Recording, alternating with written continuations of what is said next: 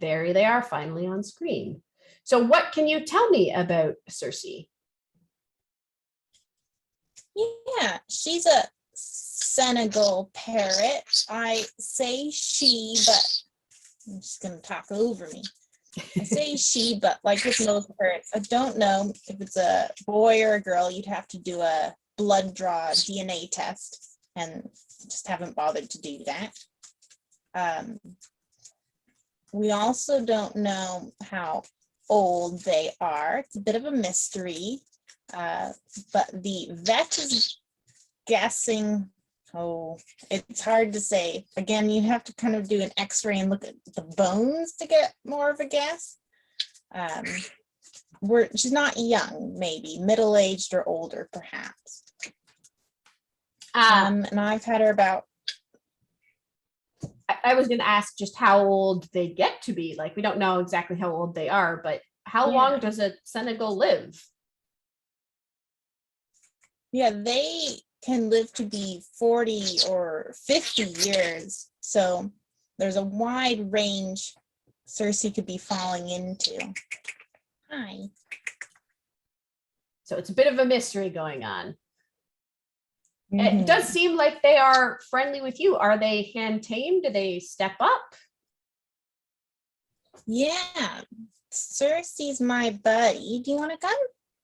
Hi. Yeah, unfortunately, we have limited really video. Enjoy spending. Yeah. Oh, there they are, hanging out on your hand. Yeah, she really likes to spend time with me and also in proximity near me. Most of the time, she happily steps up when I ask, and then, let's see, maybe she'll prove me wrong. Step down when I ask to, which is important to me. And often, then I'll give her a little goodie, say thank you. I enjoy cooperation. And so what kind of goodie are they getting? What's their treat of choice?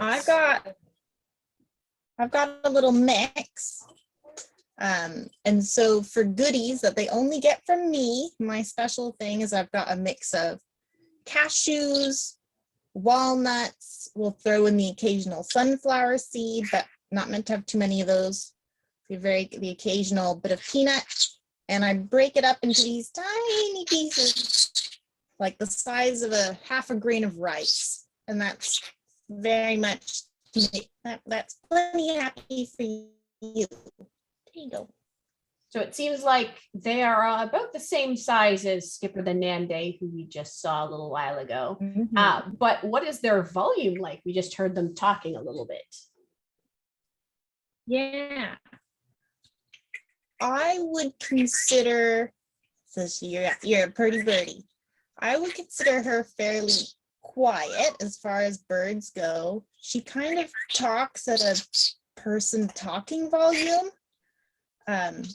She loves to make all kinds of beeps and hums and whistles and clicks, and also does human mimicking and talks. And is going to talk over me. Yeah, we've been quiet. Apparently, you're a very pretty birdie. And also whistle. Yes, you're a pretty birdie. So I'll also say I want a cookie. Yeah, you want a cookie. Say, hey, baby, and what you doing? Hey, baby is the favorite to get my attention because it's just too cute. I mean, it is very cute. So we already talked a little bit about their treats. What is their normal diet like? Yeah, in the cage for breakfast, I put in a veggie chop, which I pre-make in some ratios, and then I freeze it in an ice cube tray. So it's really easy to pop out a cube at a time and have veggies ready to go. And then from lunch through dinner time, I put bird pellets in the cage. And she's on 2 pellets at the moment. One is the Rowdy Bush pellet, which people already mentioned.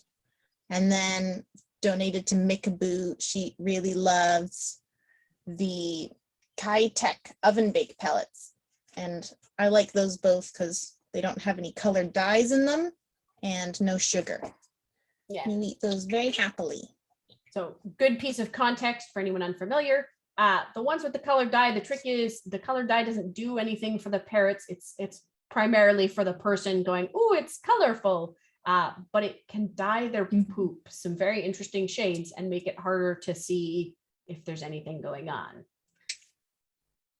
So I also live somewhere with a white carpet, and the stains of the colors went onto all the fabrics of the colored food. That's do we know if they are good with kids?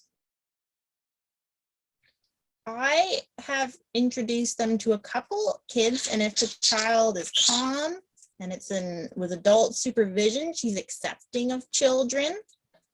She doesn't have an initial fear or distaste of kids.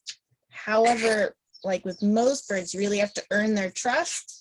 And unfortunately with Circe, it takes a lot longer to earn trust than it is to lose trust.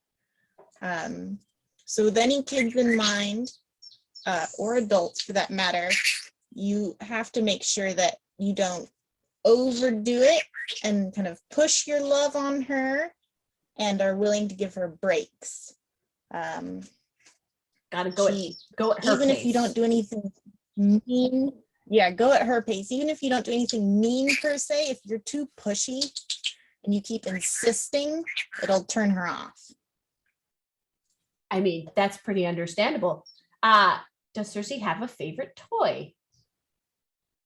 Or are they even a big toy bird? Because we've learned that not every bird is super excited for toys right now. I think a lot like those other birds mentioned, she didn't know what to do with any toys when I got her. She's also got, maybe it's a little bit hard to see on camera, but some feather chewing problems. You can see there's 2 good wing feathers, but the rest are missing. And so when I got her, I started right off trying to show her toys and things to do instead of just working on her feathers. And the current favorite is the egg carton. Whoa. Egg cartons can make really fun toys. The other thing that she loves to do is I take even just her regular pellets or seeds and I wrap it up in newspaper, and it makes a little present package. And she loves to tear those open and pull it apart. Whoops. Yep, now. There you go. So I know you mentioned that they were chewing their feathers a little bit. Do they have any issues with plucking, or is it just chewing on the feathers, so barbering?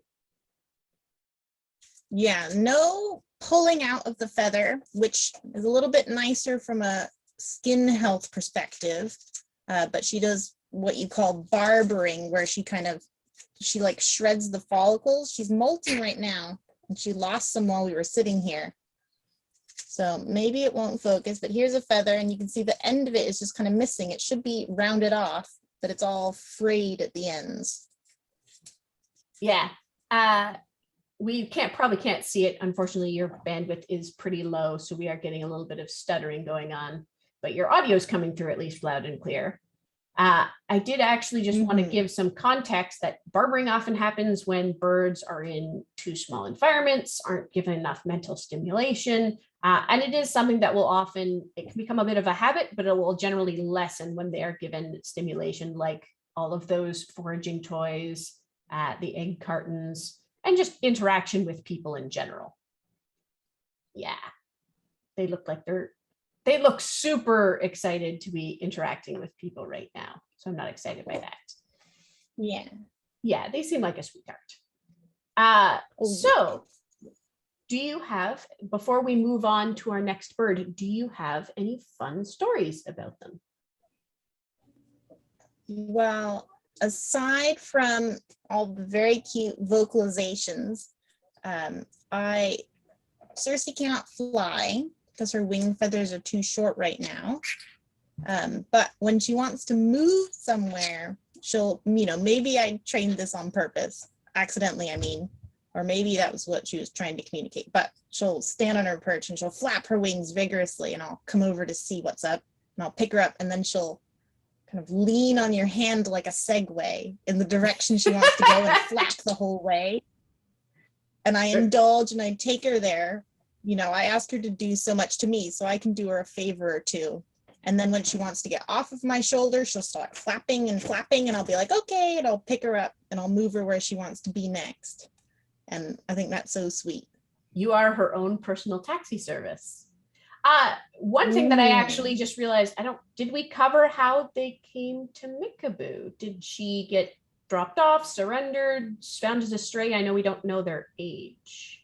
Yeah. I went and picked them up from somebody who had them and was willing to surrender it as a foster. I don't know how many owners there been. The person I got them from was kind of a middleman who hadn't had them very long, and they had gotten the bird from someone who'd willingly surrendered it. And I don't know why, they wouldn't tell me. So it's all a bit of a mystery in the past. Unfortunately, that is but pretty common with Mickaboo birds. They often end up in multiple homes. They are passed around from person to person because people aren't always prepared to deal with like the needs of a companion bird. All right, so we are going to move over to our next bird. So thank you very much, Sophie.